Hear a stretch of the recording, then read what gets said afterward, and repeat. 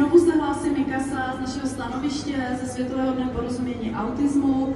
V rámci Forum Nová Karolina je připravených několik stanovišť, kde se můžete dozvědět více o rodinách s autismem. Jsou tady kvízy, je tady smyslová vraha, kde se můžete vyzkoušet, jaké to je žít život s přetíženými smysly a být jedním z člověkem s autismem.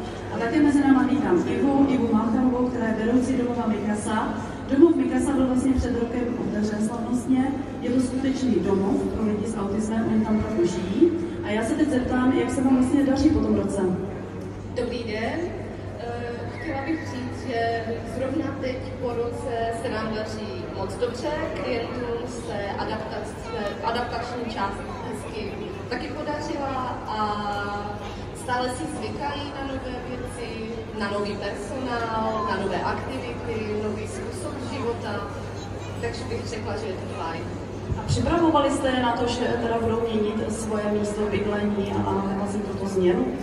Připravovali jsme je během toho vybírání klientů, potom probíhala také adaptační fáze, kdy klienti k nám dojížděli na nějaké krátké schůzky nebo nějaké 3 hodinky, kdy si mohli vlastně zažít, jak to vypadá v tom novém domově, jak by to mohlo probíhat, a tak se postupně prodlužovali až jednoho dne, už se doopravdy nastěhovali a začali ten nový život.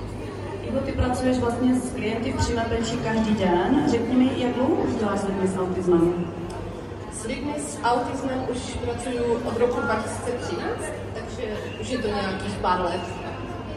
Je to náročná práce, ale je to i náročné pro ty rodiny, kteří se musí starat o lidi s autismem?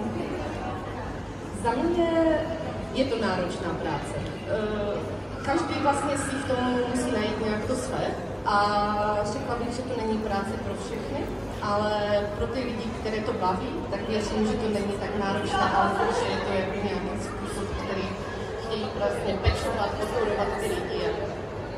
My moc děkujeme za tvou práci, o to, jak se staráš o lidi s autismem, a zároveň bych chtěla říct, že vlastně nejenom výstavbu domova má Mikasa za sebou, ale teď chystá velký projekt, výstavbu nového denního stacionáře, a právě dneska tady ve Forum Nová Karolina probíhá sbírka, takže kdo by chtěl přispět a podpořit nejenom lidi s autismem, ale i výstavbu tohoto nového stacionáře, tak budeme rádi, když se tady za náma přijdete podívat a pomocí QR kódu nebo kasičky můžete vlastně drobně přispět. Já děkuji Ivě za její čas. Taky děkuji, užijte si hezký den.